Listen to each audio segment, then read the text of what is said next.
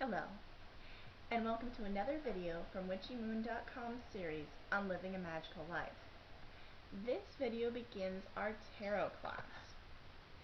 We will break down the meaning of each card one at a time by looking at both their traditional signifiers, archetypes, and symbolism, and also help you develop your own unique meanings for the cards, what intuitively they say to you. Before we get into that, let's talk first about how the cards work. The tarot has been around for over 2,000 years, and you can think of the tarot as a two-way form of prayer or as an interactive divination tool where the cards provide a map of mental and spiritual pathways to the divine. They expand your conscious thought and provide illumination at the situation at hand. And by you forming a relationship with your deck, you will be strengthening your own psychic and intuitive abilities. So this will be an intensive class, and yes, there will be 78 weeks, but if you follow through and you do the guided meditation at the end of the course and really work with your cards to develop a relationship, you will be an incredible tarot reader, and that will help you in your everyday life as well as when situations arise. It will help make you more empathetic towards others, more compassionate, by teaching you these archetypes that have been around ever since there were humans. These are psychological forms and profiles of people that you'll see appear in the cards and in situations. So to begin this course, we're going to talk about the Fool. The Fool is the 0 card, and you can see here I'm using the Rider-Waite Tarot deck. It is considered one of the most universal decks. And I want you to first take a look at what the card is and see if what symbolism pops out to you initially before I even begin to say what it means. It is a card of innocence, it is a card of new beginnings, and it's a card to really let yourself go and have faith that everything is going to work out. Another thing that makes the Fool unique in the tarot is that while almost every other card in the tarot represents somebody else, this card always represents the person asking the question. It is the 0 card, and in some decks it is in the Major Arcana, in some decks it's in the Minor, and to kind of make it balanced, it's 0 so that it doesn't really fall in anywhere, but it is considered in most cases to be the Major Arcana, and it is the person asking the question. Now when you look at this card, and you know that it's a card of just going with the divine and just having faith in the universe, you'll notice that there is a man who looks blissfully happy and he's about to walk off a cliff.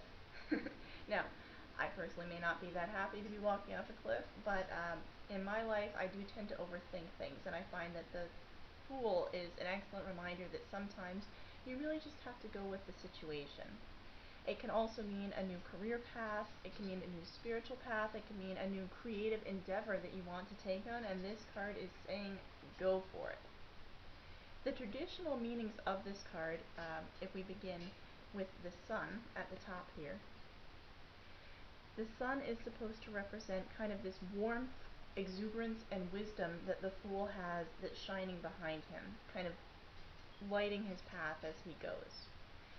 The white rose in one hand is representing a love of beauty and life, and the little doggy that's at his heels can be a reminder of the real world trying to pull you back from taking that step and kind of going for what you really want.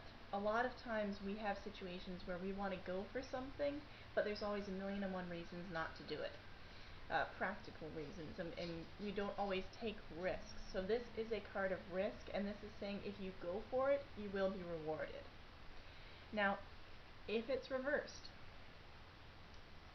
the reverse of the card does mean the opposite. It means take heed of the situation. It means reevaluate everything as you're going too headstrong.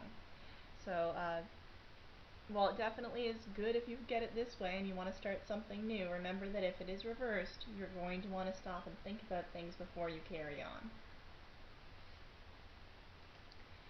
Now, it is our first class, and we are going to be doing guided meditations to help us kind of expand our own relationship with the cards. So what I'd like you to do now is just take a moment to stop and clear your mind. I want you to really be present in this moment. In our lives, we're very busy. We have a lot of things that we're thinking about that has happened throughout the day, things that we have to do, but just be here for yourself in this moment. Do this for you. Concentrate on just being grounded and centered. I want you to close your eyes and picture beautiful white light cascading down from the top of your head. As it washes over your body, you feel calm. Any tensions that you have, any headaches just begin to melt away. Your temples relax. The light continues to come down your head, over your neck, to your shoulders, relaxing them, calming them down. It continues to wash over your entire body, coming down your arms to your elbows, down to your wrists, down to your palms and fingertips, just relaxing everything that it touches. As the light continues to pour down over your body, to your chest and torso, down to your legs, your hips, your thighs, down to your knees, your calves, your feet, your toes, you just feel completely relaxed in this moment, and you are happy. Now, as you close your eyes, I want you to envision that you are in a beautiful field. I want you to feel the air, the breeze. Is it warm? Are there birds singing? Is it night? Is it day? Take all this information in. Are there any animals around? Just try to really concentrate and focus on this beautiful scene that you are in. In front of you, you see a pathway. You walk along the pathway to an opening of a cave. There are 10 steps leading down the cave, and just listen to my voice as you descend down these steps. 10, 9, 8, 7, 6, 5, 4, 3, 2, 1. You feel the walls with your fingers. You're in this moment, in this cave, and in front of you, you see the Fool. I want you to go up to the Fool and have a conversation with him. You see all the imagery from the cards surrounding you. Talk to the Fool. Find out what wisdom he has to offer. Remember, he is the card of having this wonderful warmth and exuberance. Find out how you need to incorporate more of his energy into your everyday life. And also ask what signifiers you need to most pay attention to when this card is drawn in a spread. Take a few moments now and just talk to him and see what you have to learn from him.